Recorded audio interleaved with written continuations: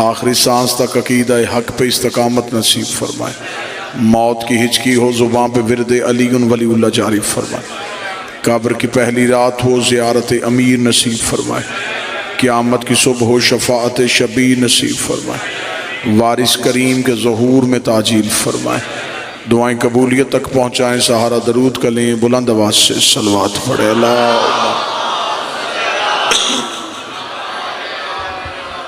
اجازت ہے ذکر شروع کیا جا سکے۔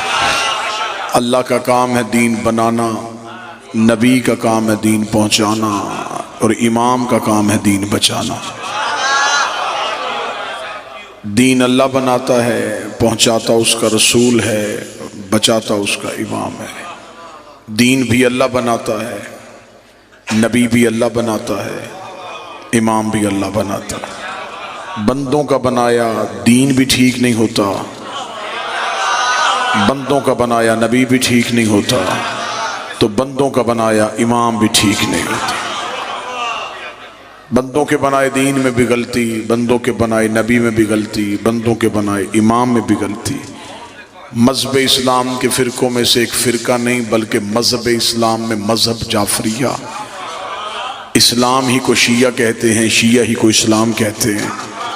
میں اسے اسلام کا فرقہ نہیں کہوں گا، یہ مذہب ہے جو نبی کے دور سے زندہ تھا اور اب تک زندہ چلا رہا ہے۔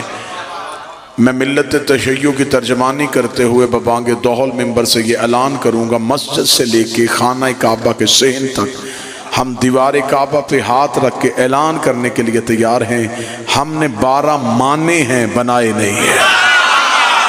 بادشاہ حسین عزت عطا فرمائے۔ ہم نے جنہیں مانا ہے، ہم نے انہیں مانا ہے، ہم نے انہیں بنایا نہیں۔ ہمارے 12 ائمہ میں سے ایک بھی ہمارا بنایا ہوا نہیں، بنائے اللہ نے، ہاں ہم نے صرف مانے ہیں۔ دین میں امام کی ضرورت بڑی ہے، دین میں امام کی اہمیت بڑی ہے۔ وجہ کیا ہے؟ میں وجہ پڑھ دیتا ہوں۔ اللہ قرآن میں ہمیں کہتا ہے نماز پڑھو، میرے مالک کیسے؟ فرمایا جیسے میرا نبی پڑھتا تھا۔ متوجہ صاحبان ہیں مکمل؟ خدا حکم کرتا ہے نماز پڑھو۔ ابھی قرآن منبر پہ لے آؤ، بائے بسم اللہ سے لے کے سینے والناس تک قرآن میں حکم نماز ہے، طریقہ نماز نہیں۔ خدا نے یہ نہیں بتایا اتنی دیر قیام کرو، یہ سورت پڑھو، رکوع میں اتنی دیر جھکو، سجدہ اتنی دیر کرو، فجر کی نماز میں اتنی رکعتیں پڑھو، ظہر کی اتنی پڑھو، یہ نہیں۔ حکم ہے نماز پڑھو، کیسے؟ جیسے نبی پڑھتا تھا۔ روزہ رکھو، میرے مالک کتنی دیر کا؟ جتنی دیر کا نبی رکھتا تھا۔ زکوٰۃ دو، میرے مالک کتنی؟ جتنی میرا نبی دیتا تھا۔ کعبے کے چکر کاٹو، طواف کرو، میرے مالک کتنی دفعہ چکر لگائیں؟ جتنے میرے نبی لگاتا تھا۔ خدا نے ہمیں پورے دین میں نبی کا محتاج کر دیا۔ نبی کی اطاعت کے بغیر نہ نماز پڑھی جا سکتی ہے، نبی کی اطاعت کے بغیر نہ روزہ رکھا جا سکتا۔ اب ہم بہت بعد میں آنے والے لوگ ہیں، ہمیں کون بتائے گا کہ نبی کیسے پڑھتے تھے؟ قرآن نے تو حکم دیا ہے۔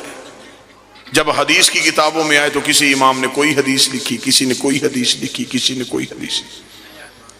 ہر ایک نے اپنے امام کے کہنے پہ نماز کا طریقہ بدل دیا۔ کسی نے یہاں ہاتھ رکھ لیے، کسی نے یہاں ہاتھ رکھ لیے، کسی نے یہاں ہاتھ رکھ لیے۔ یہ جھگڑا قرآن کا نہیں تھا، امام کا تھا۔ یہ لڑائی قرآن نے شروع نہیں کی، امام نے شروع کی ہے۔ یہاں ہاتھ باندھنے والا نیچے کرنے کو تیار نہیں، نیچے ہاتھ باندھنے والا اوپر کرنے کو تیار نہیں، کھولنے والا باندھنے کو تیار نہیں، باندھنے والا کھولنے کو تیار نہیں۔ ہر بندہ کہتا ہے میری نماز ٹھیک ہے، میری نماز ٹھیک ہے، میری نماز ٹھیک ہے۔ یہ لڑائیاں بعد میں کریں گے، نماز کس کی ٹھیک ہے پہلے یہ پتہ کرتے ہیں امام کس کا ٹھیک ہے۔ جو بول سکے وہ ہاتھ اٹھائے۔ پہلے یہ طے کرتے ہیں کہ امام کس کا ٹھیک ہے۔ جس کا امام ٹھیک اس کی نماز ٹھیک، بسم اللہ سے، جس کا امام ٹھیک اس کا روزہ ٹھیک، کیونکہ امام معیار ہے عبادت کا۔ جنگ صفین اویس کرنی نے اپنے نوکر سے کہا مجھے وضو کے لیے پانی دے. وضو کا برتن نوکر کے ہاتھ میں تھا، یا ادھر سے جنگ کا تبل بچ گیا. وہی اویس جس نے کہا تھا مجھے وضو کا پانی دے، اسی اویس کی آواز ہے جلدی کر، گھوڑے پہ زین رکھ. اسے کہا حضور کدھر؟ فرمایا جنگ کے لیے. سرکار مسلح بھی جا کے آیا ہوں. فرمایا شرم نہیں آ رہی؟ نماز تو جنگ کے لیے جا رہی ہے. اسے خبر تھی میں امام کو چھوڑ کے عبادت کروں گا تو اللہ عبادت کو قبول ہی نہیں کرے.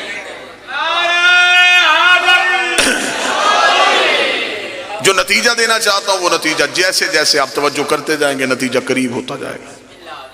اب یہ کون بتائے کہ نبی نماز کیسے پڑھتے تھے؟ مذہب اسلام کے مختلف فرقے، ہر فرقے کا ایک ایک امام.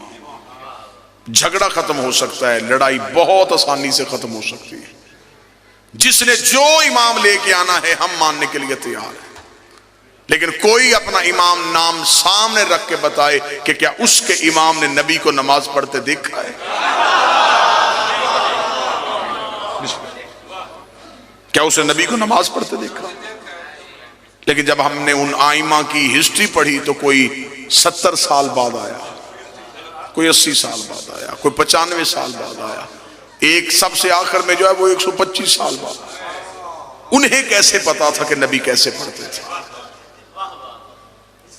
اب اس کا مطلب ہے مذہب اسلام کے جتنے فرقے ہیں انہوں نے جن اماموں سے پوچھا ان اماموں نے مصطفیٰ کو دیکھا نہیں، انہوں نے مصطفیٰ سے مذہب کو سنا اور سن کے آگے بتایا. اب ہم سے پوچھو کہ ہم شیعہ ہاتھ کھول کے نماز پڑھتے ہیں، ہم شیعہ روزے کا وقت ایسا کیوں رکھتے ہیں؟ ہم سے پوچھو کہ ہم نے دین کہاں سے لیا ہے؟ عزت قرآن کی قسم ہے ہم نے کسی سے سن کے نہیں لیا.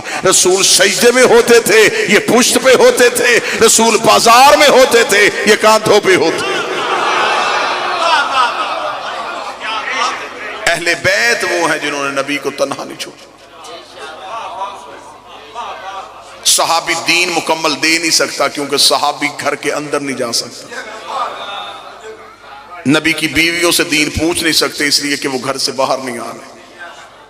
پیچھے ایک ہی اہل بیت بچتے ہیں، نبی گھر میں تو یہ گھر میں، نبی بازار میں تو یہ بازار. پہلا نتیجہ آسان ہو گیا، دوسرا اس سے بھی آسان ہو جائے گا اگر توجہ یوں ہی رہی.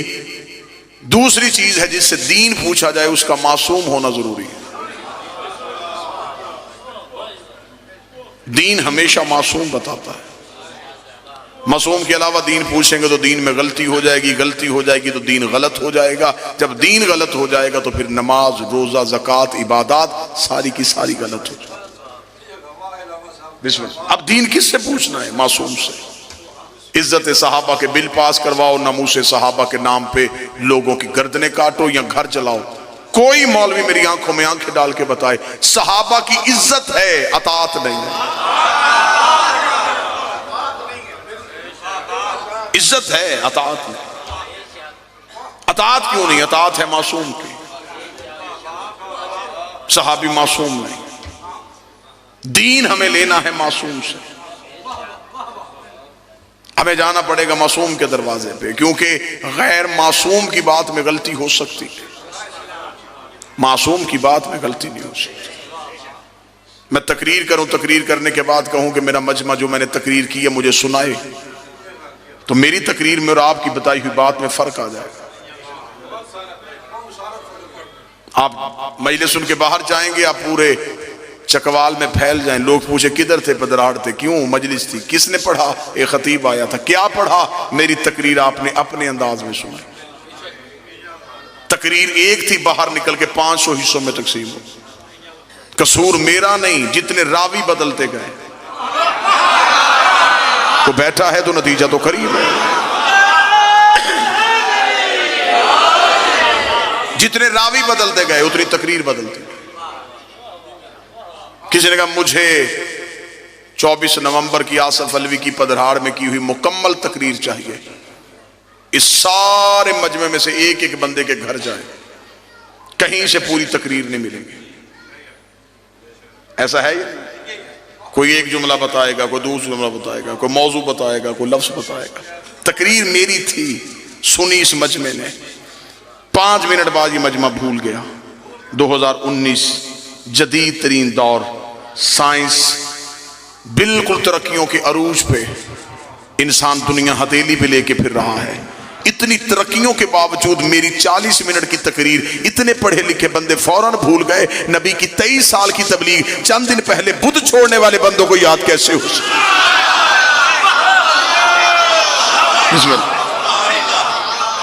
آپ میری بتائی ہوئی تقریر میں فرق ڈال سکتے ہیں، تو کیا انہوں نے نبی کی بات میں فرق نہیں ڈالا؟ آپ میری تقریر میں فرق ڈالیں گے تو کوئی مسئلہ نہیں بنے گا، لیکن جب انہوں نے نبی کی بات میں فرق ڈالا تو اس فرق نے فرقہ بنا دیا۔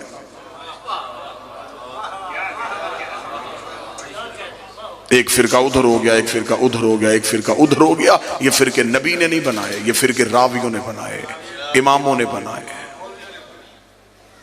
امام بتاتے گئے، امام نے کہا نہیں ایسے کرتے تھے، وہ جو فرق تھا اس نے فرقہ بنایا۔ اتحاد امت کی کوششیں ہو رہی ہیں، ہر ایک چاہتا ہے کہ مسلمان ایک ہو جائے، کوئی ایسا مسلمان نہیں جو یہ نہ چاہتا کہ مسلمان ایک۔ جب اتحاد امت کی بات کرتے تو ہر مسلمان ایک کہتا ہے اللہ ہمارا ایک ہے، نبی ہمارا ایک ہے، قرآن ہمارا ایک ہے، امت ایک کیوں نہیں؟ یہ سوالیہ نشان وہ مجمع میں چھوڑ کے چلا جاتا ہے، جواب نہیں دیتا۔ جواب میں دیتا ہوں، اللہ ہمارا ایک ہے، نبی ہمارا ایک ہے، قرآن ہمارا ایک ہے، ہم ایک اس لیے نہیں کہ ہمارا امام ایک نہیں۔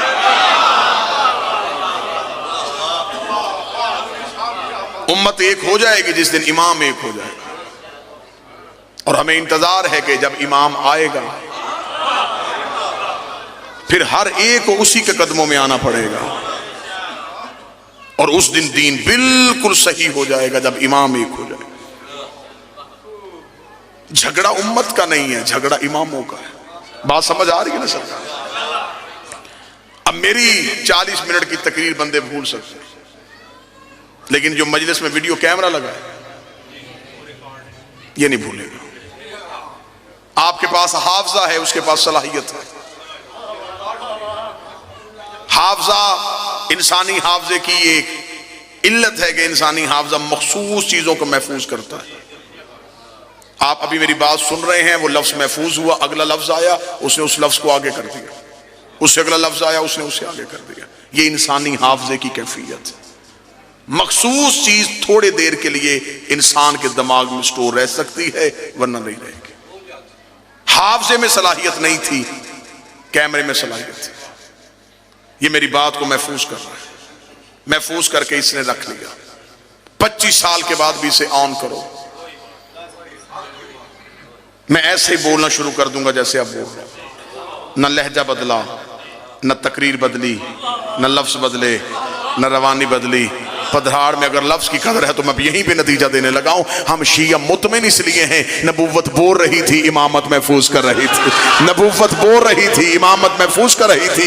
25 سال کے بعد علی نے مدینے کی مسجد میں آ کے نماز پڑھائی تو اندھے صحابی نے چیخ مار کے کہا آج محمد والی نماز یاد ہے۔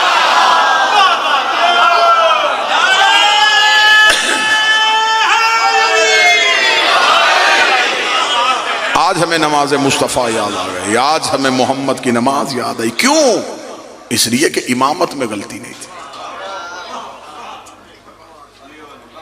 زمیندار ذمہ دار زیرک چہرے میرے سامنے تشریف فرما ہے، خلافت والوں کے گھر میں لڑائی دکھا سکتا ہوں، امامت والوں کے گھر لڑائی نہیں۔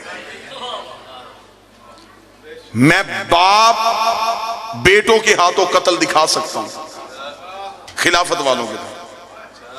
حکومت کے لیے بھائی کا خون کرنا دکھا سکتا ہوں، لیکن خلافت والوں کے گھر حکومت کا لالچ تھا نا، تخت کا لالچ تھا۔ امامت والوں کے گھر یہ لڑائی نہیں۔ جاؤ جا کے شیعہ مذہب کی ساری تاریخیں چھان مارو، کسی امام کے 18 بھی بیٹے تھے، امام کے جانے کے بعد امامت پہ لڑائی نہیں ہوئی۔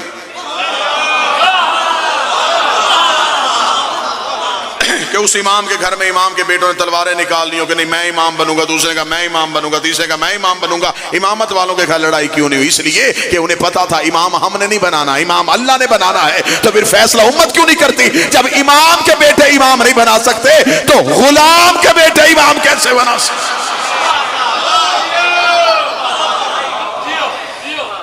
امام چننا ہمارا کام نہیں، بنانا اللہ کا کام ہے، ہمارا کام صرف ماننا ہے۔ بادشاہ حسین ہم نے نبی کے بعد یہ نہیں دیکھا کہ تخت کس کے پاس ہے، ہم نے یہ نہیں دیکھا تاج کس کے پاس ہے، ہم نے یہ دیکھا ممبر پہ کون ہے۔